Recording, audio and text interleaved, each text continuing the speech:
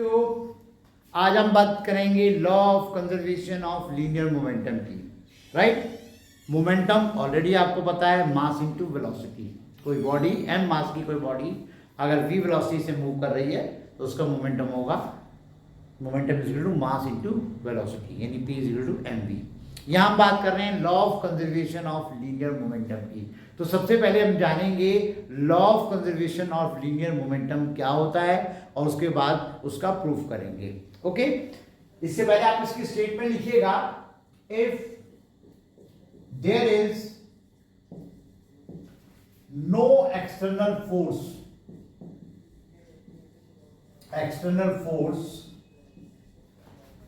Acting on an isolated system,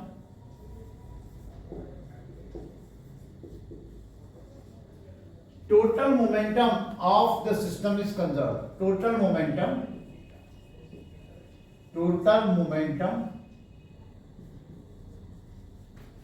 of system is conserve. ठीक है ना, इसको देखिए कैसे समझते हैं। मान लीजिए आपके पास ये ए बॉल है जिसका मास m1 है और ये u1 वेलोसिटी से मूव कर रहा है। राइट, तो इसका अब दूसरी बॉल लीजिए, बी बॉल आपने ली, इसका मान लीजिए m2 मास है और u2 वेलोसिटी से ये मूव कर रहा है। अब ये आपस में टकरा गए। देखिए यहां पर ए बॉल और बी बॉल आपस में टकरा गए, इस पर फोर्स लगा, ए ने बी पे लगाया, बी ने ए पर लगाया। राइट, अब देखिएगा यहां पे टकराने के बाद इनकी जो वेलोसिटी है वो चेंज हो जाएगी। जैसे ए बॉल की वेलोसिटी u1 थी, अब चेंज होकर के ए बॉल की वेलोसिटी हो गई v1 और बी बॉल की वेलोसिटी हो गई v2। राइट, मैं इनको वेक्टर साइन साथ में दे देता हूं क्योंकि ये सब वेक्टर क्वांटिटी है।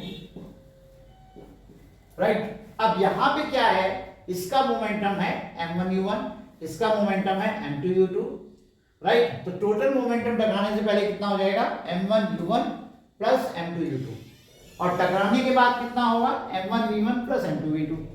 राइट, तो वो ये बोलता है कि total momentum is conserve. Total momentum conserve का मतलब है टकराने से पहले total momentum is equal to टकराने के बाद टोटल मोमेंटम। तो देखिए मैं लिख देता हूं उसको, टोटल मोमेंटम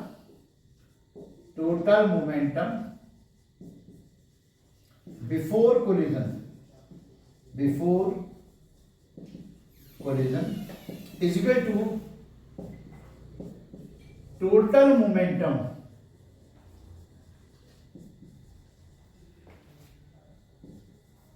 after collision। ठीक है ना, तो बिफोर कोलिजन कितना हो गया, m1u1 प्लस m2u2, यानी कि यहां पे आ गया m1u1 प्लस m2u2, और टकराने के बाद कितना हो गया, टकराने के बाद हो गया m1v1 प्लस m2v2।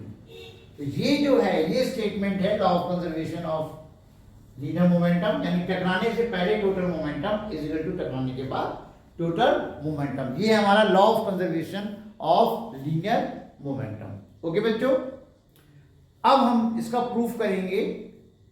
राइट, चलिए तो बच्चों अब हम बात करेंगे इसके प्रूफ की। हमने जान लिया कि law of conservation of linear momentum क्या होता है।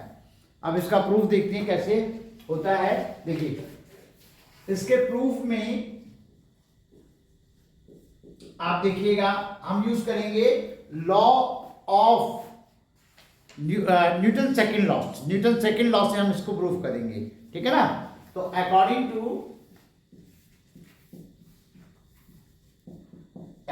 To Newton second law,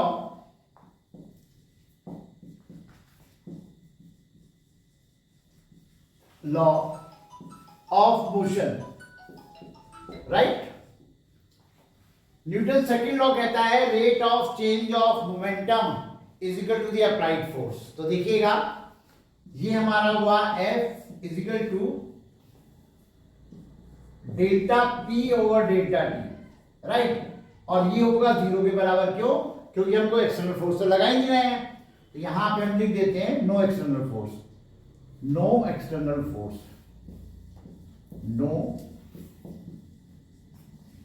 external force, right. इसका मतलब ये हुआ कि delta P is equal to 0 हो गया, डेल्टा पी और delta T is equal to 0, that means delta P is equal to 0, that means जो आपका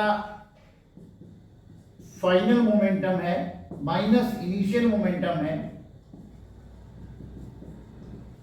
वो है 0 के बराबर। और इसका मतलब क्या निकल के आता है, इसका मतलब निकल के आता है कि P initial is equal to P final, right.